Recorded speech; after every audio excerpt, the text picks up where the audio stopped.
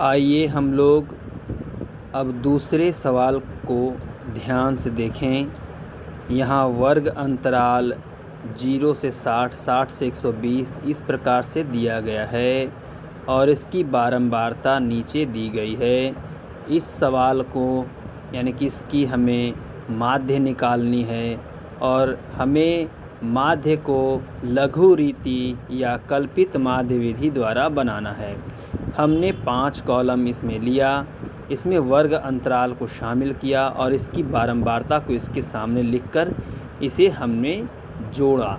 जोड़ने के बाद हमें प्राप्त होता है समेसन f का मान 50।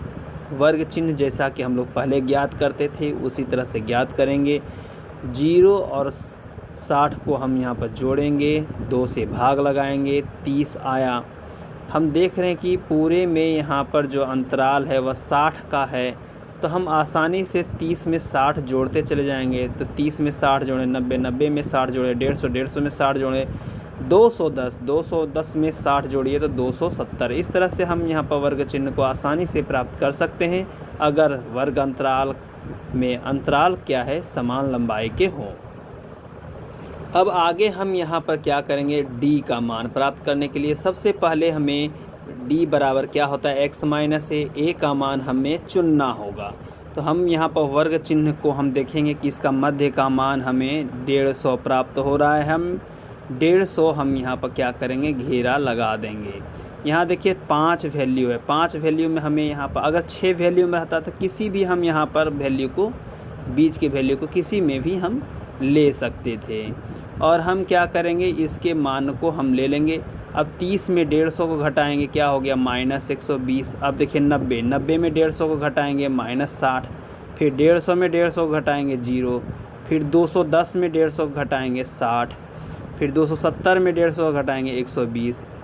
इस प्रकार से हम जो a माने हैं उसी x में क्या करेंगे, घटाते चले जाएंगे और d1 d2 बाकी के यहाँ पर d का मान हमें प्राप्त कर लेंगे।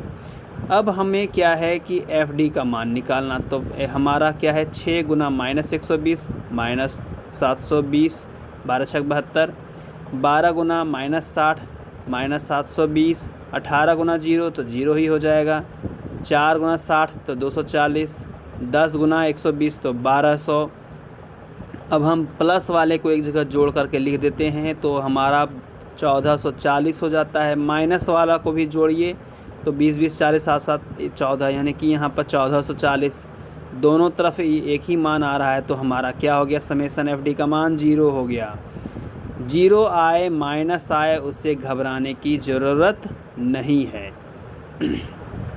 अब हम a plus summation F D by summation F, तो हम 0/50 कर देंगे। 0 में हम किसी से भी भाग लगाते तो 0 ही होता है, तो हमारा 150 आंसर हो गया। हम यहाँ ध्यान रखेंगे कि अगर एफ का मान, समेसन एफ का मान अगर 0 भी आए तो कोई दिक्कत नहीं है, प्लस आए तो जोड़ देंगे, माइनस आए तो घटा देंगे a में, ठीक है। और इस तरह से हम माध्य को प्राप्त कर लेंगे।